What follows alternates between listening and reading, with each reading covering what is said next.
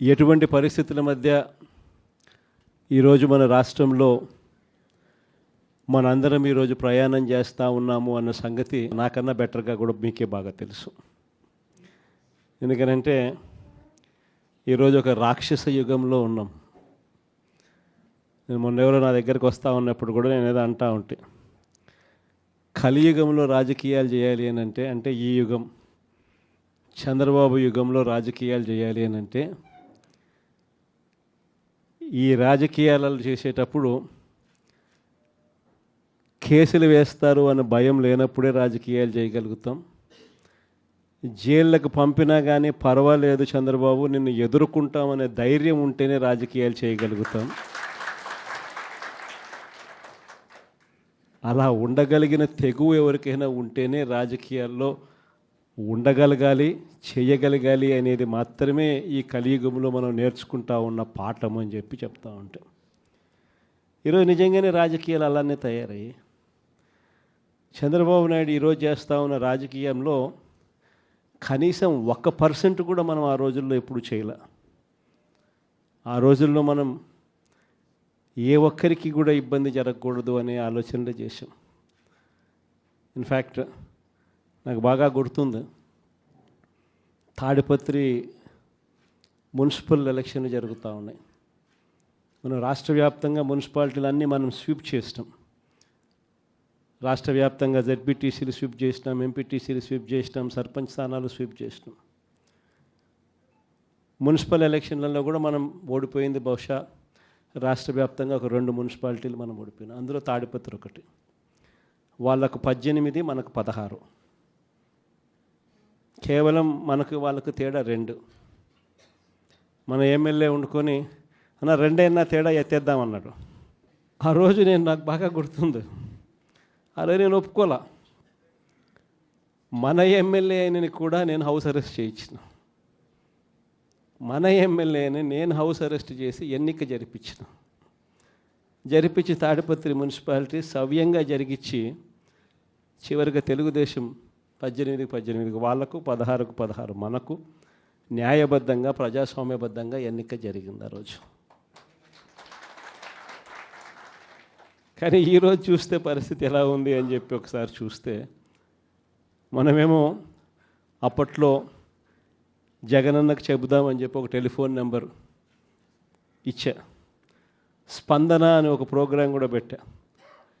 ఎవరికి ఏ ఇబ్బంది వచ్చినా కూడా కులం చూడలా, మతం చూడలా, రాజకీయాలు చూడలా, పార్టీ చూడలా, చివరికి తెలుగుదేశం వానికి కూడా ఏదైనా ఇబ్బంది వచ్చినా కూడా జగనన్నకు చెబుదామని చెప్పి ఫోన్ చేస్తే చాలు, ఎమ్మెల్యేలు అడ్డుకున్నా, ఇంకొకరు అడ్డుకున్నా కూడా జగనన్నకు చెబుదామనే నెంబర్కు ఫోన్ చేస్తే చాలు వెంటనే స్పందన ఉండేది, వెంటనే పరిష్కరించే పరిస్థితి మన హయాంలో మనం చేసాం. స్పందన అని ఒక ప్రోగ్రాం పెట్టాం.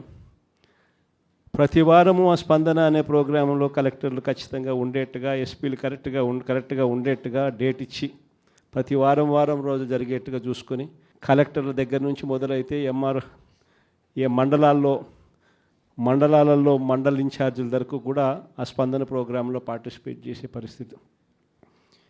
ఎవరికి ఏ సమస్య వచ్చినా కూడా స్పందనలో చెప్తే ఆ సమస్య పరిష్కారం అయ్యేదాకా డైరెక్ట్గా సీఎంఓ పర్సూ చేసి ఎందుకు ఈ సమస్య పరిష్కారం కావడం లేదు అని చెప్పి అడిగే పరిస్థితిలో మన పాలన చేసాం. అత్యధికంగా ఆ పొద్దు సాల్వ్ అయింది తెలుగుదేశం పార్టీ వాళ్ళకి సంబంధించిన సమస్యలే. అంతగా మనం కులం చూడకుండా, మతం చూడకుండా, రాజకీయాలు చూడకుండా, మనకు ఓటు వేశారా లేదా అన్నది కూడా చూడకుండా ఆ రోజుల్లో మనం పరిపాలన అందిస్తే, ఈరోజు చూస్తే ఎలాంటి పరిస్థితులు ఉన్నాయి అని అంటే, ప్రజాస్వామ్యాన్ని పట్టపగలే కూనీ చేస్తూ ఉన్నా కూడా ఈరోజు ఎవరూ మాట్లాడలేని పరిస్థితిలో ఈరోజు పాలన సాగుతూ ఉంది. ఇలాంటి పరిస్థితుల్లో ఈరోజు మనం రాజకీయాలు చేస్తూ ఉన్నాం. ఈరోజు మొన్ననే చూసాం తిరువూరు ఎన్నిక, ఇప్పుడు కూడా జరుగుతూ ఉంది. ఇన్ఫ్యాక్ట్ తిరువూరు ఎన్నిక చూస్తే ఆశ్చర్యం కలిగించే నెంబర్సు. ఎందుకు ఎన్నికలు చేస్తూ ఉన్నారో కూడా ఎవరికి అర్థం కాదు. అక్కడ తిరువూరు పరిస్థితి ఏమిటి అని అంటే, 17 వైఎస్ఆర్సీపీ గెలిస్తే 20లో 3 టీడీపీ. మా తెలుగుదేశం పార్టీ ఎక్కడ గెలుస్తుంది, ఎందుకు గెలుస్తుంది, అసలు పోటీ ఎందుకు పెడతా ఉన్నారు? అయినా దాన్ని కూడా లాగేసుకోవాలి అని చెప్పి తాపత్రయంతో బలవంతం చేసి ప్రలోభాలు పెట్టి 17 మందిలో నుంచి ఒక 5 మందిని లాక్కొని చివరికి వైసీపీ 12, తెలుగుదేశం పార్టీ 8కి వచ్చినారు. అక్కడ కూడా ఎన్నిక కూడా ఇప్పటికీ మెజారిటీ మనమే కాబట్టి ఎన్నిక ఎప్పుడైనా మనమే గెలవాలి. ఆ ఎన్నిక కూడా జరగకోకుండా ఏకంగా పోలీసుల ఆధ్వర్యంలో ఎన్నిక ఆపుతూ ఉన్నారు. మన వాళ్ళందరినీ హౌస్ అరెస్టు, వాళ్ళందరినీ రోడ్ల మీదకి తీసుకొచ్చి నిలబెట్టినారు. ఈరోజు హౌస్ మోషన్, కోర్టులో హౌస్ మోషన్ ఈరోజు మనం మూవ్ చేసి ఈరోజు ఆ ఎన్నికకి సంబంధించి ప్రొటెక్షన్ ఇచ్చి పోలీసు వాళ్ళని తీసుకొని పోయి ఎన్నిక జరిపించమని చెప్పి కోర్టులు చెప్తే ఆ ఎన్నిక జరుగుతుందో జరగదో కూడా ఇంకా తెలియదు. నరసరావుపేట 17 వైసీపీని గెలిచింది. ఈరోజు వైసీపీ 13, తెలుగుదేశం పార్టీ ఈరోజు 3, ఒకరు చనిపోయినారు. సో ముగ్గురే ఉన్నప్పుడు, ఇప్పటికీ మనకి మెజారిటీ ఉన్నప్పుడు తెలుగుదేశం పార్టీ ఏ రకంగా గెలుస్తుంది?